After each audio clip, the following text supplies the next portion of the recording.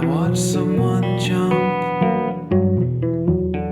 into those waves again. Someone who shares something of my ways.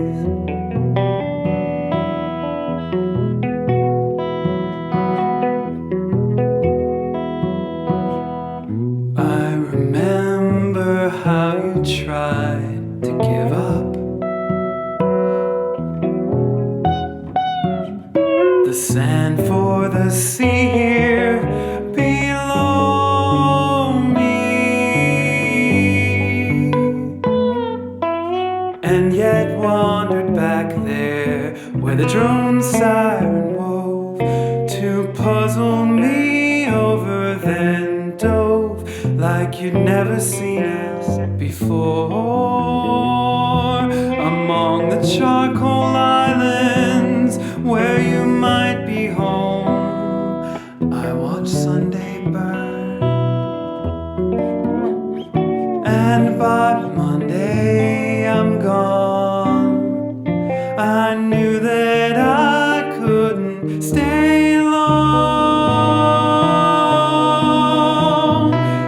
Thick-skinned but flat-footed, I remember you rising from below me. Oh, holy destiny, is this where I'll go? Where the drone siren wove, should I go? To the charcoal islands, would I steal you as a sign? Go where I'm unknown. And you asked me when or why. I watched the sun burn out the sky last night.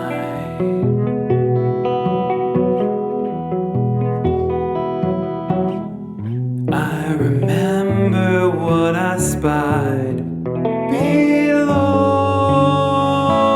me, and I wander back here where the drone siren wove. I go to the charcoal islands where the golden hours hung. I watch the sun burn here below me, there on the charcoal islands. I remember now where the drone siren wove. I watch the sun,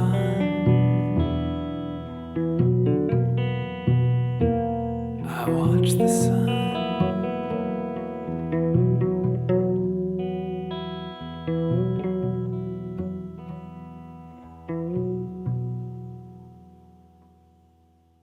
So how did the vision for this album start?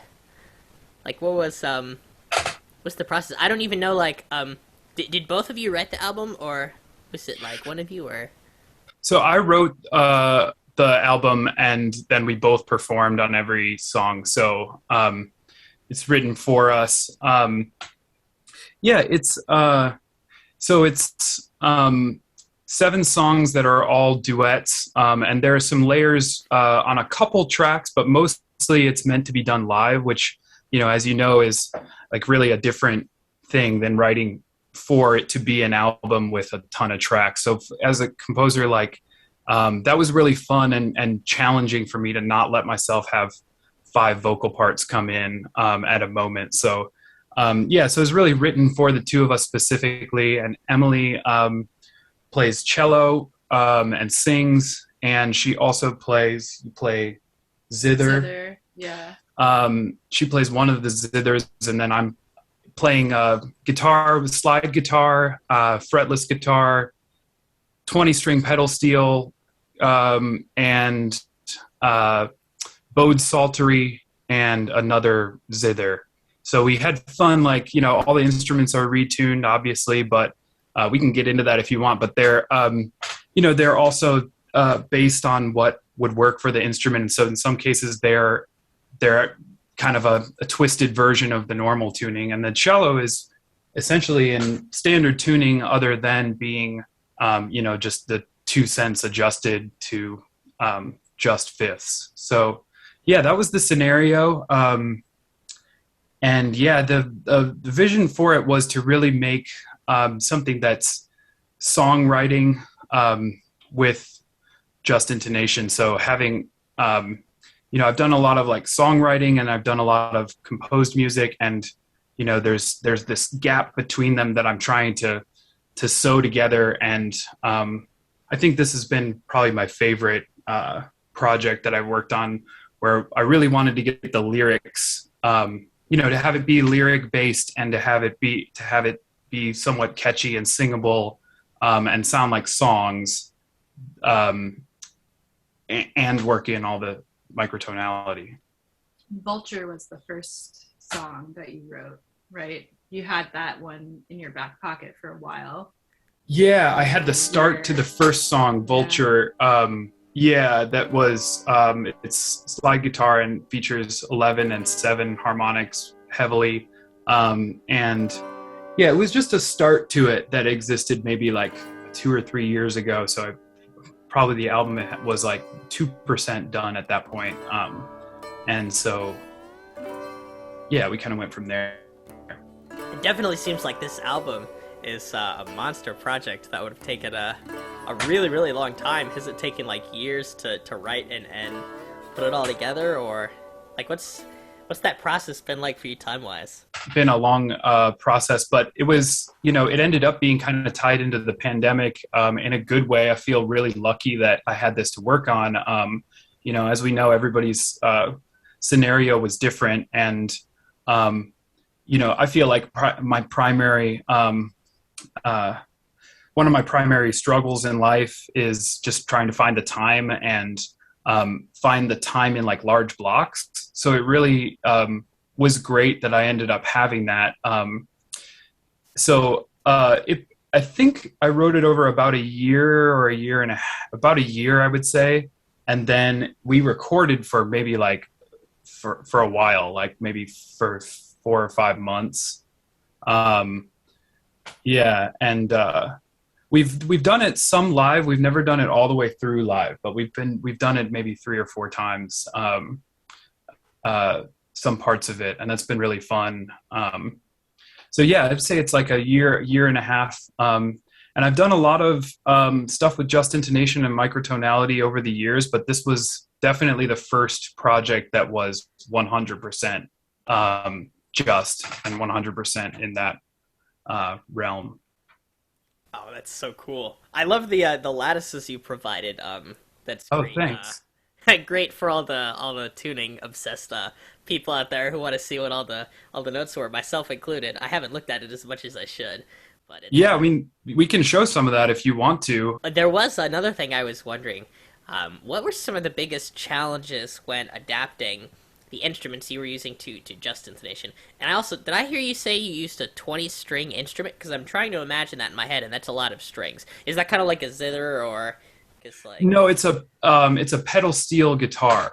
So like from country music, so it's the pedals on the bottom change the tuning, kind of like a harp. So you press a pedal and it moves a G sharp up to an A, something like that.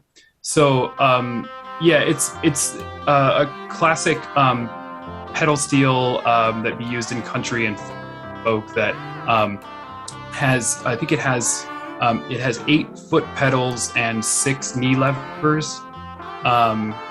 And the hardest part is you have to make sure that your pants don't get caught on the knee levers. That is really a challenge for some reason. But yeah, so I actually only play one of the necks at a time. So one of the songs has one of the necks and the other one has the other one, and they're one of them is tuned to like a C6 normally, so it's like basically like a C E G A. but I adjusted that. It's the last song. It's called Red Blues. The A goes up to a septimal, a 7-4 from the C, so it goes up to a B flat minus 31. So you have a basically a C7 chord, and then for that song, I divided the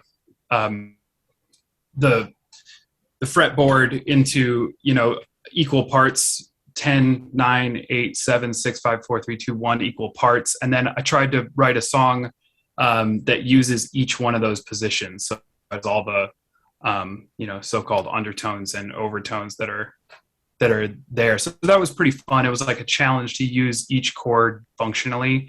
So yeah, then I had to adjust obviously the tuning of the strings, but then the tuning of how much the pedals change the strings too. So that's fun. You basically get under there with some tools and you tweak how much the pedal is moving the pitch. And in one case, I had to reverse it to go the other direction. But both of the pedal steel necks are twisted versions of like their standard tuning, which is kind of fun. I tried to keep it. They're related to the normal tunings. Yeah, and I think that that definitely makes it like pretty playable if somebody theoretically had these instruments or wanted to play one of these songs. Some of the scales seem like they are slight adjustments of standard heptatonic with like just the 11th harmonic in there or things like that. Yeah, you're exactly right. I do think they're definitely playable. For those who are willing to take on the challenge. That's definitely part of it. They're not supposed to be kind of, I wanted to make them as playable as possible while working all these notes in. We can see if Emmalee feels like they were playable. Might be interesting to hear from her because, she was thankfully just up for whatever I was throwing at her. Yeah. I definitely felt like it was playable, and I appreciated that intention with the way he was writing these different pieces. And I don't think I had to ask too many questions or like get too much info from you. I feel like you like presented it in such a way that I was able to play it like I would, another piece of music. Yeah, I decided to actually write it all out, which it was kind of an interesting decision because, as you know, like in some cases that would just be totally unnecessary. In other cases, it's about the notation. And this really was in between because they're songs, we've done them from memory, but there's so many little tiny twists and stuff that I made a decision early on to notate everything. And so I think that probably helped communicate it. And keep track of what was going on. But yeah, you asked about Jack of Spades, and that is one of the, it's the second to last song, and it's the only one that uses all the primes up to 13 at once, and it has like an overt harmonic scale at the beginning that we're both playing just as regular overtones on our strings. It uses an inverted, it takes like an exact utonal inversion of the initial scale at some point. So it does like a real, like what music majors would learn as an inversion, where you go down instead of up by the same interval. But it makes just a really wacky, wonky, like really strange major scale that doesn't feel right at all, which I like. By utonal scale, you mean the harmonics 8 to 16 scale, right? I'm talking about that. And then, 8 to 16 is what the basic song is based on. And then later on in the song, it does those all as undertones, basically, is what I mean by utonal. So they're the same intervals going down.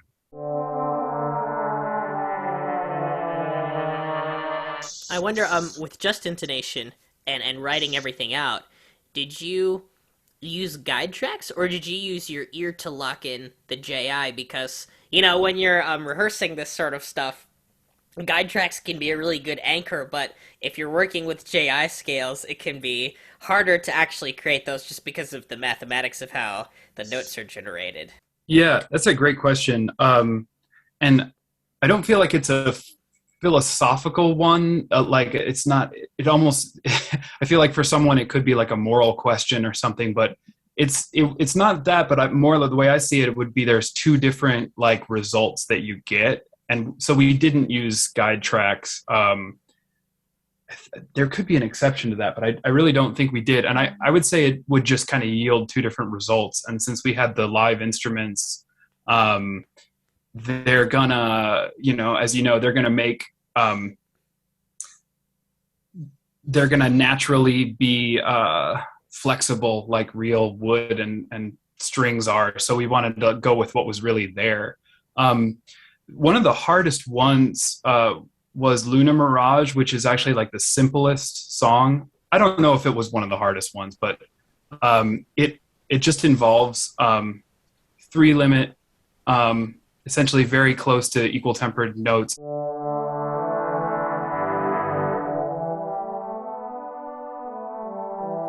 And then 2 11th harmonics, one of which is an 11th harmonic of a pitch that isn't in the scale. So those two, like basically you end up with a, if you imagine a D major scale, but instead of F sharp and C sharp, you have F half sharp and C half sharp, but it's in D. Yeah, it's kind of a fun, I was thinking about this as being like modes kind of, because those are, neither of those is the 11th harmonic of D. They're the 11th harmonics of G and C. So you have basically like a mode. So it's kind of modal in that like the root note is not what you might hear as the bottom of this scale. The other way I was thinking about that one is that it's basically like if you think about traditional modes, it's kind of a split between modes. Like let's say you are in, if you're thinking about major versus mixolydian, then you would have, just F sharp or F sharp and C sharp. Well, so the distinction would be between C and C sharp. So this splits right in between there with C half sharp. And same with the F sharp. It's like you're basically halfway between major, minor, Dorian, mixolydian. So it's meant to be this like kind of like that one's the most overtly, because it's only 11. It's the most overtly quarter tone and the most it's the only one that actually has a scale that it stays in the whole time. The rest of them are freely modulating. So yeah, that was the only one that was hard to sing, because there's like these tricks that go on. I know that you've made a lot of music in these ways. Like there are these tricks in your brain. Like I remember when I was growing up and my dad was trying to teach me golf, and I was like having the thing where the ball hooks all the way over and hits a tree. And then I'm like, okay, well, if I aim to the far left instead, then it'll just hook to the right place. Right. And that's kind of like what would happen with the, with the quarter tone sometimes is like, I'm like, okay, wait a second. Like, am I singing this sharp? And what I found was that more often than not, I was actually singing it closer than I thought, but I was trying to overcompensate. It's good to like sort of trust your ear, because your ear is usually more right than you give it credit for. And if you try to correct it, you'll usually be a bit wrong. Exactly. Yeah, that's exactly what happened. Like, because it just seems like I'm probably going to sing C sharp. I can't trust myself on this. And then I would sing it flat because I was overcompensating. But yeah, we didn't use any guide tracks. But the instruments have like, the instruments don't give us all the pitches to sing, but they give us enough, I think, usually. I feel like a lot of these songs too, like they'd be really good pieces to bring up in like a class where you're trying to hear certain pitches, because of how they're presented, especially in the song where you have the harmonics of both instruments being played at the same time. That'd be a good thing to look at for seeing how like you could do this on multiple instruments, and the harmonic series would actually give you the same microtonal notes across instruments, and then they can sound together. Yeah, it was fun to like give sort of like late in the album, give like an overt harmonic series like that. That's at the beginning of Jack of Spades. And yeah, it does like those part of what else is fun about it is that the certain specific pitches keep coming back in different songs with a different role. So they're, it's kind of like a song cycle or an album in that way that it's not like a progression of a story, but there are these, harmonic sort of secrets and answers that come around later. And so Emmalee ends up playing, at the end of the first song, at the end of Vulture, ends up playing 7 and 11 as natural harmonics on the D string, and then that in Jack of Spades, that's where they come back, and the melody is similar. What was the approach to polyrhythmic groove? I'm seeing this last part of the score right now, and wow, yeah, I did not notice any of that. In Jack of Spades, there's pentuplet groove at the end. That's interesting. I noticed something there, but I didn't notice the 5-ness of it, and I didn't notice the 7-ness in the last one, like, at all. Kind of fun. Thanks. Yeah, I had one of my friends who was a former teacher of mine said, "Yeah, it was great. I couldn't notice the microtones at all." And I tell you, I think that feels like a compliment. I mean, for this specific project, there's so much with trying to make it sound, natural, for a lack of a better word, or like a result of the question that's there. So it's supposed to feel like it makes sense together. So with like those quintuplets at the end of Jack of Spades, yeah, they're kind of secretive. They're because a lot of them are tied, so it just sort of feels like kind of floaty. Away from 1, 2, 3, 4, 5. 1, 2, 3, 4, 5. 1, 2, 3, 4, 5. 1, 2, 3, 4, 5. 1, 2, 3, 4, 5. 1, 2, 3, 4, 5. 1, 2, 3, 4, 5. In the last song, in Red Blues, this is a more geeky kind of challenge, because so it's part of the reason it's a blues. It's a blues for my dog who passed away this year, and it's about whether you want to leave your dog in a fenced-in area or let them run free. So I always felt like the dog liked the blues because she always seemed kind of bummed out, but in like a sort of deep way. But the other reason that it's a blues is because the tuning the pedal steel to a dominant 7th chord, like makes, when it's a real 7th, like a real just 7th, it can be a 1 chord instead of a 5 chord, because it feels stable having the 7th harmonic. So the blues is, I feel like, the genre that has been doing that for hundreds of years, or however long it's been around, that where the 1 chord does have a flat 7 and all the other chords can too. So I mentioned that the pedal steel neck is divided equally into 10, 9, 8, 7, 6 parts, and I used all those chords. So the rhythms are divided. The half note beat is divided into 7, 6, 5, 4, 3 parts, and all of those are used to basically make really nerdy, like, math swing. So instead of just having like a felt swing, it's a 7 swing. Dun, dun, dun, dun, dun, dun, dun, dun, dun, dun, dun. And then later it changes to a 5 swing. So they're both like, it's meant to be kind of that you wouldn't notice it. So you're right on by not noticing it, but we had to work really hard to try to do it. Oh, Yeah, I think for that one, you made me a like rhythmic track that I could practice along with. Yeah. Yeah. Yeah, for the 7s, those are tricky. That's really beautiful, really well done. And I'm really glad that it's not just like the whole polyrhythm, like in each measure. Like it's more artful than that. Yeah, it's kind of spread out, and it's one of those. It was pretty easy to sing, but it wasn't. Like what we were just talking about with the tuning pitches. Like it was kind of hard to know whether I was doing it right, but it wasn't hard to do.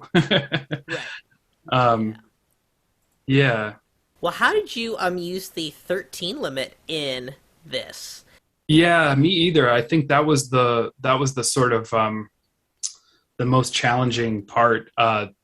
It seems that, I mean, my ear is spent a lot of time hearing 11 and 7 and 13. It's almost like the scenario of this album is like it's an 11 limit album with 13 as the dissonance or something. You know, it's like the 13s are the outliers on purpose. They only happen in two songs.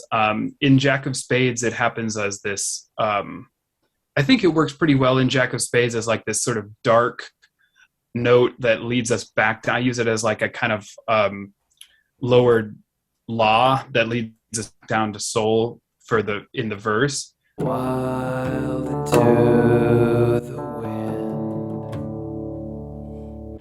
And then it also, because of the lyrics, it relates there in Jack.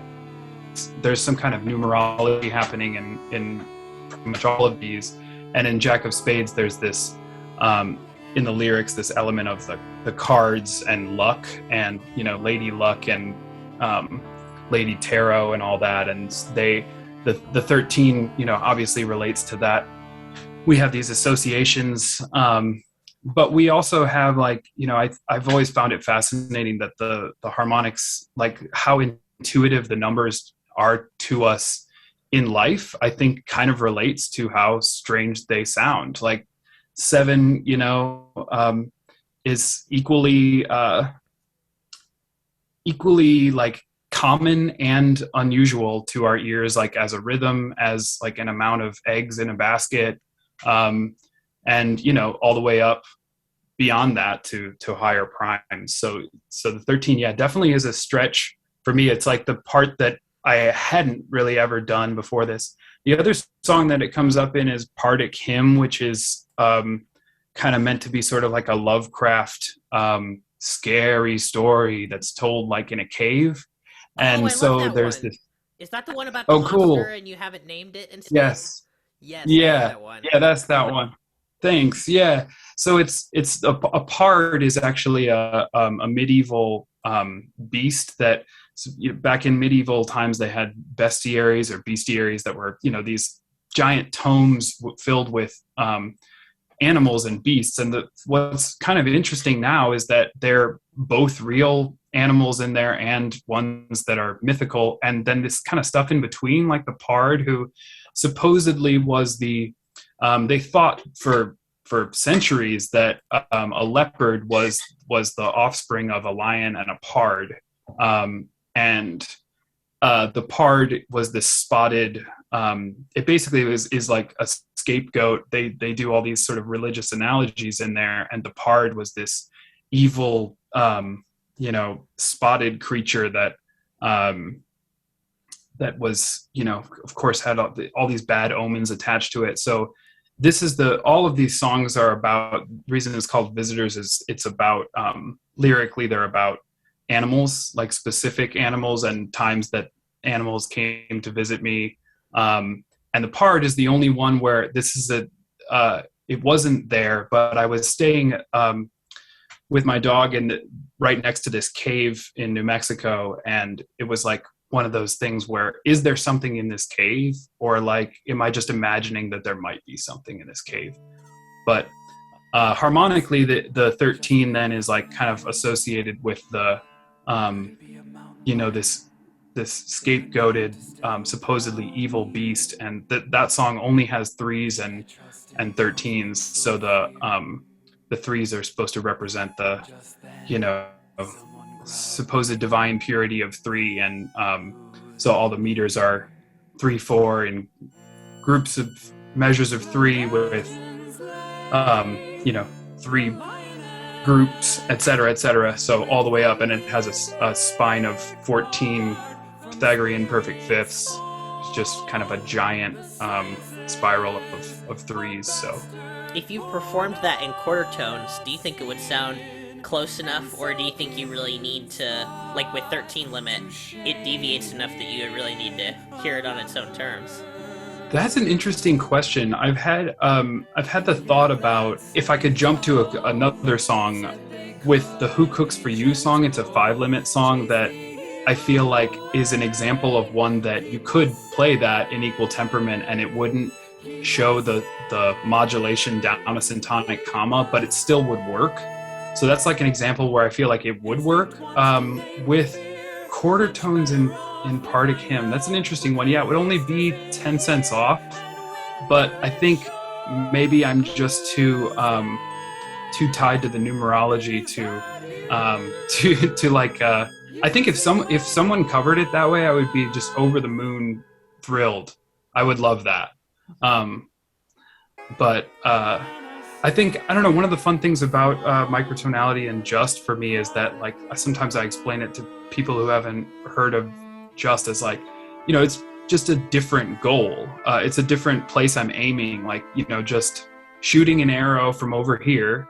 And, I think it's interesting how accuracy is assumed to be so tied up with microtonality. And who's to say that, you can have a 22 Edo goal and I can have this whatever, just intonation goal and somebody else is shooting at equal temperament. And I don't know, I think that's kind of an interesting part of all this. It enriches the space to have people working in as many different tunings as possible. Exactly. I've been talked to about this with quarter tones all the time. I like to say I don't hate quarter tones, I just trust other people to get around to them. But I'm not sure if I think other people will get around to any of these other tunings I'm doing, and I definitely would like to explore all of them. Yeah. I have so much respect for people who work in just intonation because it's so much harder to think about the pitch relationships at times. But then again, it has the the acoustic reinforcement, like in the room and from your instrument. Every time you play 1, you hear 7. So yeah. It's saying, yeah, good job. Don't worry, you can get up to 7 here coming up. Whereas, an equal division scale is, for me, it's like it's almost like more opposite, and equal temperament is in the middle, and the like doing 17 tone equal temperament or something is like just like science fiction in an awesome way. It's like this is something that could exist, and now we're on another planet, so here we are. That's what I love about that. I think, yeah, just is fun because it has this sort of like, there's this untold history, and this things are hiding behind the trees that actually like have the answers to how things are tuned, and we just never talk about it. We never play it because it's too hard or something. So I don't know, I have a lot of respect for people who, like, I've seen some of I haven't gotten to see anything visually, score or anything of what you've done, but I've listened to some stuff and it's awesome. It's like, yeah, I think there's a whole nother challenge to trying to hear the really out there tunings as well. That out there stuff is great. I wonder if like the tonicness of a 4, 5, 6, 7 just chord happens because we sort of perceive the 7th harmonic as kind of being part of the timbre of the sound of the chord instead of its own note. I've always wondered about that. I would say a little bit of both. Yeah, there's this Nick Drake song, I forget which one it is, but it's on Pink Moon, where he's, it's tonal and he's picking like really close to the bridge, and you hear like this very, very loud, or at least I do, this very, very loud 7 on the low like do string, and it kind of gets at your point there, because it just is coexisting. It's like that's part of the timbre, and it's actually very loud, but it's not part of the scale. I don't know. Yeah, that's a thinker right there. I don't know. That's a great observation. I think that's one of the main ways in which just intonation can kind of leak into mainstream music is like if you have a timbre and then the top part of it is just poking out.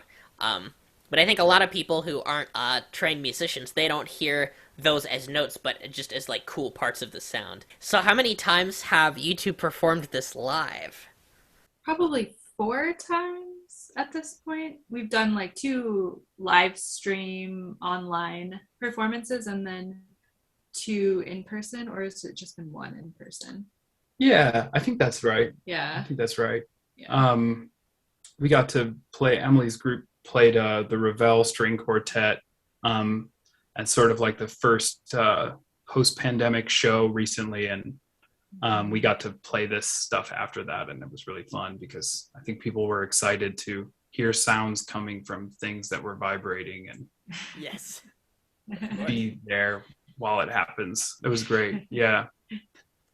Yeah, they would you say that like performing them live has been different? Was it really different than recording it? Yeah, for me, it definitely was because we kind of dived right into the recording process and recorded, ourselves individually before even.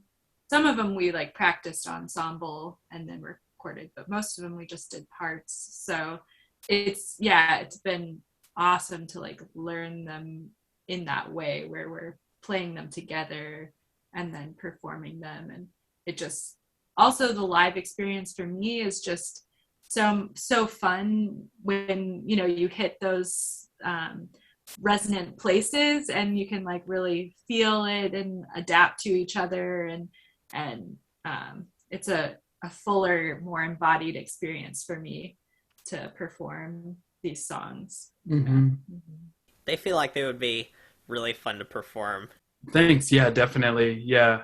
There's still a couple of them that we haven't tackled yet. I think there's just two that we haven't done live. Hard and Spades. Yeah. So those are the only two we have. Both of left the 13 ones. Yeah. What do you think the reception is to these kinds of pieces? Like what do people think of them? I don't know. I'd be curious to hear. I don't know. What do you think? We got a couple like really great comments from people after the live show we did recently. One person, I don't think they knew, what just intonation was or like, what discerned any difference, but they were just very excited about the music. And remember he was like, I feel like I was meant to hear you guys, and Oh yeah, he really liked the lyrics, which was cool to hear because someone else.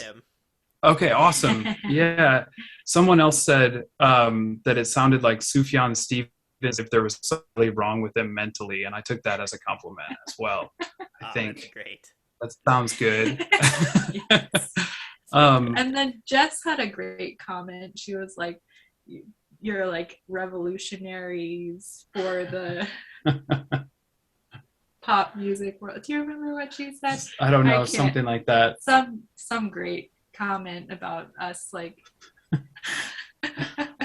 being explorers on the frontier. Yeah, exactly. With the covered wagon and everything. Yeah. Yeah, I don't know. Yeah, I think, like I said too, I think there's some composer types who have heard it as being like, wait, really? This is microtonal? They hear it as being tonal, and I think obviously it's supposed to be both. It is probably one of the more tonal things that I've done in a way, but I didn't try to make it.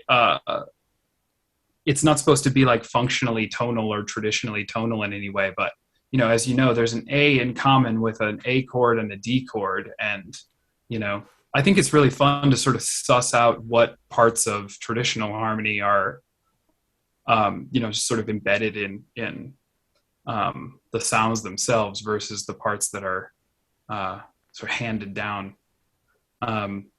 So yeah, I think there's some of that reaction. Like somebody called it the most approachable microtonal album or something. So I don't know. I'm glad that there's been some people who like the lyrics. I spent a long time on those, and I think they're like it's fun to get to do both of these things at once. It's like maybe the two things I love most in music are like making. I like when lyrics are out there and make sense in a way that isn't linear, but they relate to each other and stuff like that, and then combining that with the just geekery and just sitting around making graphs, man. Just like sitting around making graphs and like get out your compass and your T-square and just have a good time. Yeah, it's great. It's so refreshing in the microtonal community, which sometimes suffers from being overtly electronic and or fake sounding with like MIDI and things like that. Which in some sense there's no getting around it, but like to hear something that's sort of ancient and a little bit of like folk influenced and modally influenced is really surprising in this environment. And I think it's kind of what the community needs in terms of like, you know, what sorts of genres of music we can think about. I mean, if we think of like the microtonal space as a place where like we should fill it with as many genres as possible, trying to go up against 12-tet, which has already got like so many different things in it. Yeah. Yeah, that's great to hear. Thanks. You know, I really love the electronic stuff too. I think, but yeah, if you're, you know, if it's a MIDI instrument, then it's nice to hear a real instrument as well. I'm definitely going to be doing some electronic stuff after this and mixing the two. But yeah, I wonder if some of it is like so many of us are working on this stuff alone, and you know, I was lucky to find a buddy who wanted to like, you know, try to do these things together. So I wonder if there's actually like if there's like a social challenge to like, you know, we've got the stuff that we play, and I would love to hear more, you know, kind of collaborative groups and stuff with microtonal things. I wonder if there could be more microtonal bands. We love the Syzygies. We know you do too. Yes. So they were an influence for sure. There's a lot of challenges in microtonal collaboration, and I definitely want to make whole videos on it. Like, I want to do a video, like, 10 great reasons to be a microtonalist and 10 great reasons not to be a microtonalist. And one of, like, the reasons not to be one is the social component, that, like, if you bring a microtonal instrument in, chances are almost no one will want to play it, for various reasons. And I think that means that online, a lot of people want to collaborate more, and so if you're not careful, you can almost be like drowning in projects with other people because they all want to collaborate online. But in real life, there's almost no one around that cares to engage with the material. At least that's how I think of it. Right? Yeah, that's an interesting challenge for sure. Looking for a place to set up camp as the desert sun winked up the side of the mesa. The mouth of a cave seemed to breathe, beckoning.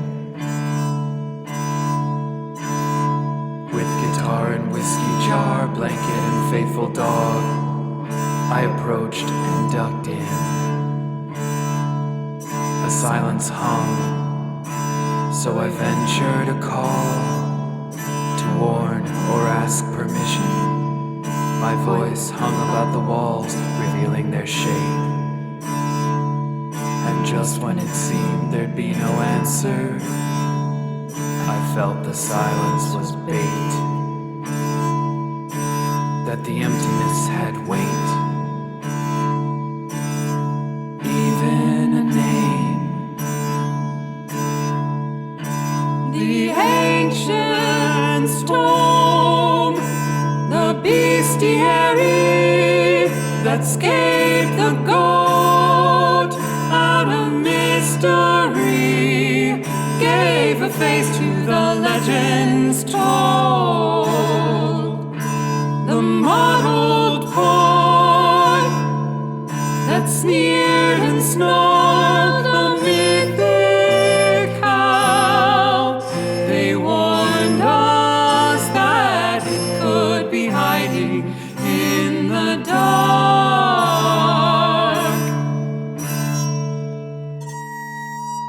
Are you interested in your future music to continue exploring sort of borderlines between songwriting and composing? And what does that look like for you? Like, how would you define that sort of thing? Each project is like sort of figuring out the scenario, and then within that scenario, so this one specifically was for us two and what we play, and it's just intonation with low prime limits. And so I think absolutely, yeah. There's so much amazing stuff happening out there lyrically. Like, some of my favorite lyricists are Diane Cluck and Chris Wiseman. If you know either or both of them, go check them out.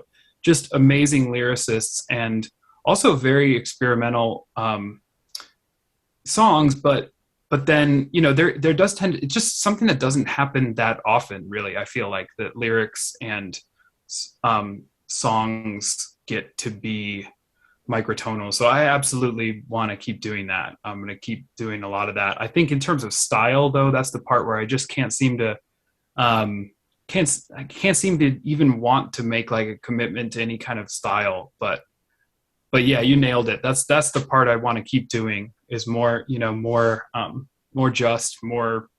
microtones, more experimentation, but also with lyrics and melodies. And could we look at that lattice and all of that stuff? Oh, the lattices. Yeah, if that's like I said before, there's part of the fun was making it all intercombine, and so like the parts of the harmonic series and there we go, harmonics that are being used. Can you see this? Yes, and it's beautiful. Yeah, the parts that are being used are, it's just you know, like shared, overlapping in different ways in different songs. So yeah, this I know that there are folks out there that have figured out more elegant ways to show more than three directions, but I just went with the classic weird angles, shows different harmonics. So there's a key up here, but there is this is, you know, everything that happens in the album, so they don't all happen at once. There are 78 different pitches that happen, but each song has its own lattice, and I think it probably is the best way to see what's happening in the song. Like Vulture only has 3s, 7s, and 11s, and the way that Vulture in A Desert of Men works is that the guitar is tuned basically like a 1-3-9, so it's like D-A-E. And so I plane around with a slide, you know, basing that then on a 7, and you hear, you know, 7 and 21, 63. And so it's moving that chord around like a sus2 chord that moves around.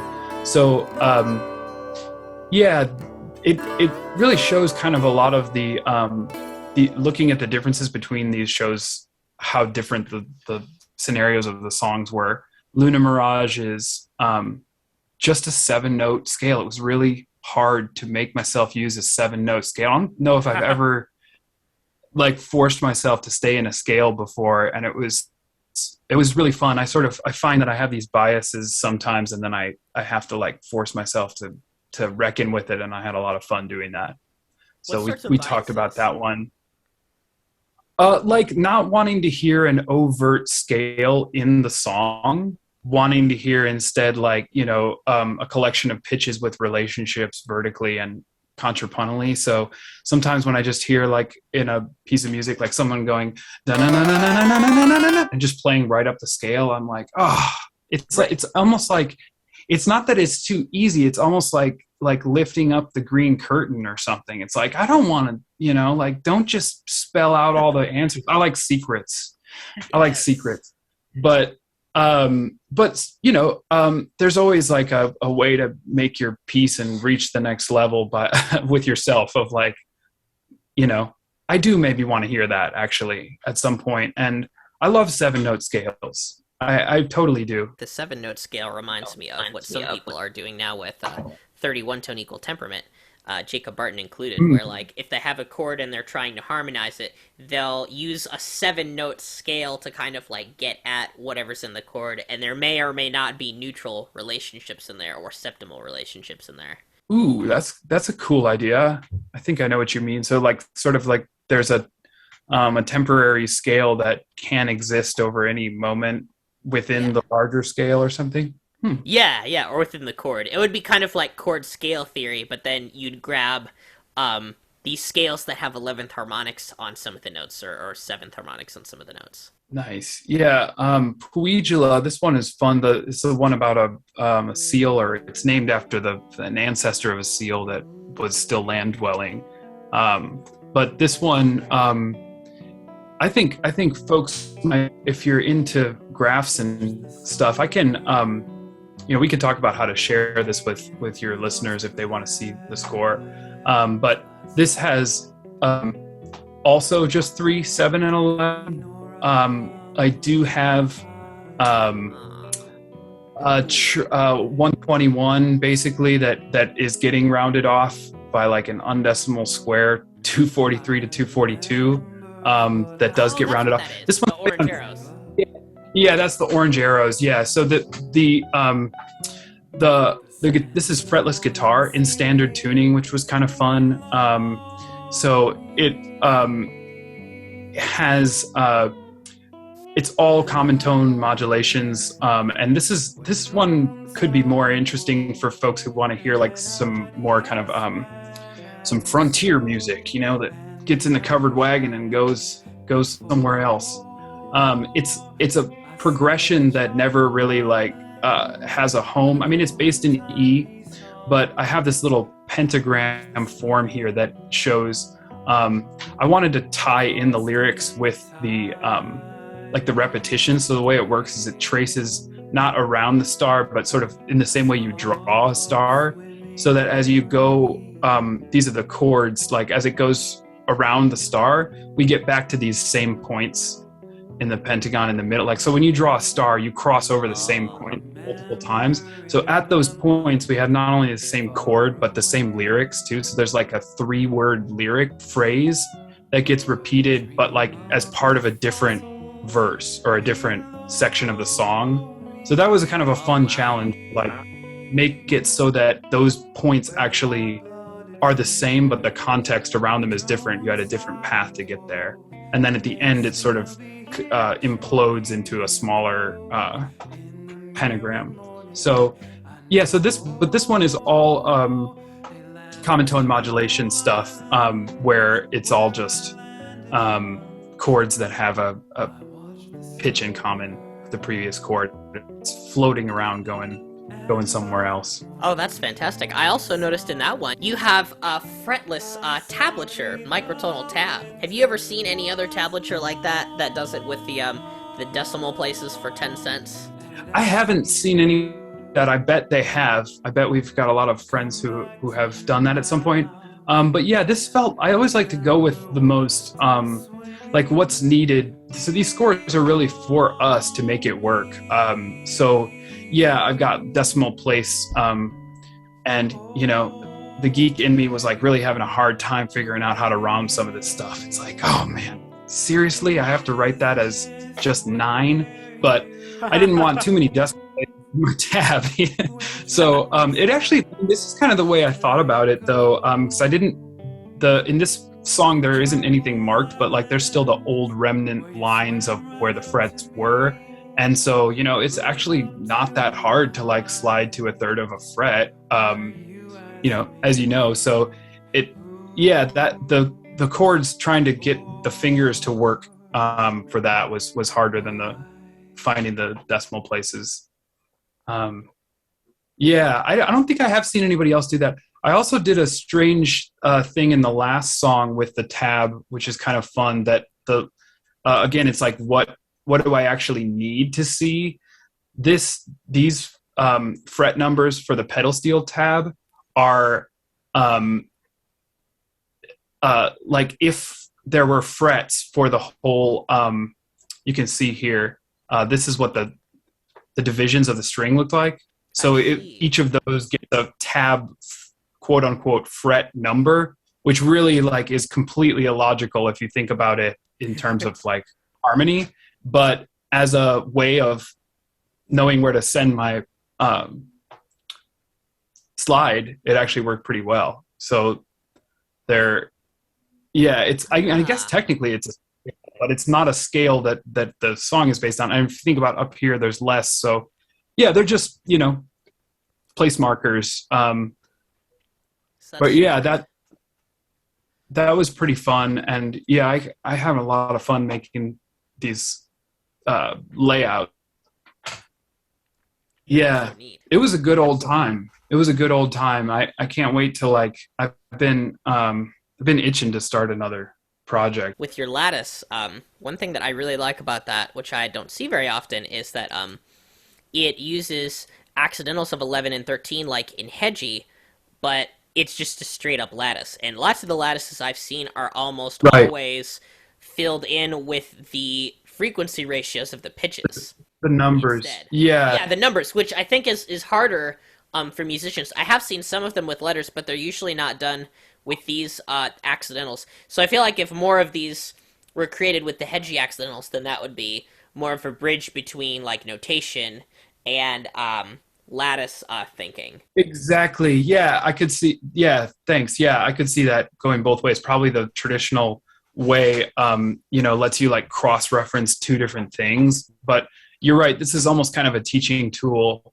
so that you can really see like there's my A major chord, and here's like how many clicks up and to the left I have to get to that pitch. Because the numbers too. I mean, obviously there's the issue with that is one of the issues with that is that, a lot of this stuff isn't actually going to stay in one key, but it's going to still have the relationships. So I do use the numbers a lot in talking about it, but like the chord symbols are kind of fun in here. If anybody, let me know if anybody wants to see this stuff. But I had fun in two of the songs making chord symbols that are. Yes, I saw that. Like this is like an augmented major seventh, 1, 5, 15, 25, in this just 5-limit lattice that, they all get like kind of traditional abbreviations.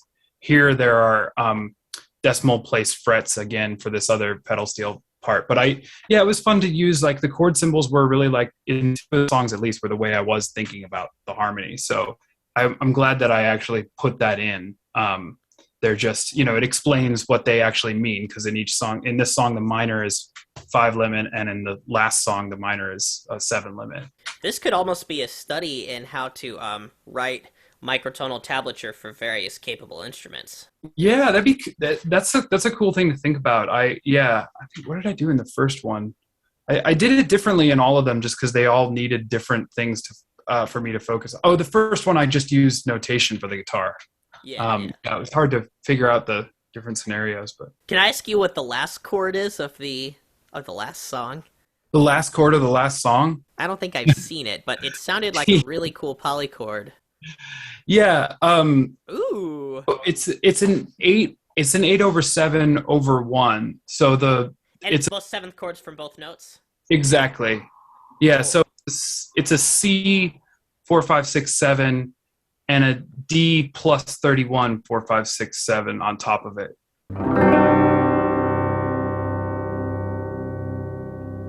Ooh, that's really crunchy. Because that extra height makes the in the D like up 7 chord makes that like, exactly F sharp closer to G, and so those would have microtones in the voice leading, right? Like crunching against each other. Yeah, and it's a way of using the common tone like in a way it's not normally used, to have C like be the it's the 7th of the upper chord, but it's also the root of the bottom chord. Yeah, I'm glad you like that. It's like I give like that's like the second to last chord, and then you have C, and then just both. Yeah, I thought that was so cool. I thought that was a great way to end it. Thank you. It's cool to hear like someone digging in and appreciating that stuff. We making it in the pandemic was so fun, and also like, as we talked about a minute ago, like I don't want to say lonely, because it's like actually really kind of ecstatic to just be involved with like thinking about these things. But it's cool to have people actually hear this now, because it's nice that somebody wants to know what the last chord is. So thanks for wanting to know what that is. And there's tons of other interesting chords in there too. The album is Visitors. Check it out on Bandcamp. What are some other places we could look at it? Are there any other places? That's the main place for now. We're going to wait on streaming it elsewhere. But yeah, you can just go to benhjertmann.bandcamp, or just search for Visitors and maybe my last name, HJERTMANN, and you'll find it. That's the only place it is right now. And people can feel free to contact me on there or elsewhere if you want to see the score and check out some of the lattices or anything. All right, well, thanks so much for being on the podcast. Really appreciate it. Guess I'll see you all later. Great. Yeah. Thanks, Stephen. Nice to meet you. Yes, it's so nice to meet you. Thank you for listening to the Microtonal podcast, Now and Zen. The music you're hearing now is the track Luna Mirage from Visitors.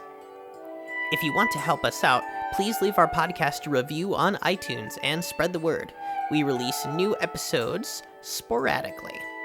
Get yourself subscribed so you won't miss any episodes. Now and Zen is available on iTunes, Spotify, Stitcher, YouTube, or you can find our RSS feed at nowandzen.libsyn.com. Thanks so much to Ben and Emmalee for joining us. For a link to the album and other resources, check the description. I highly recommend checking out the score for this album, if at all possible. It's a lovely listening experience when they're side by side.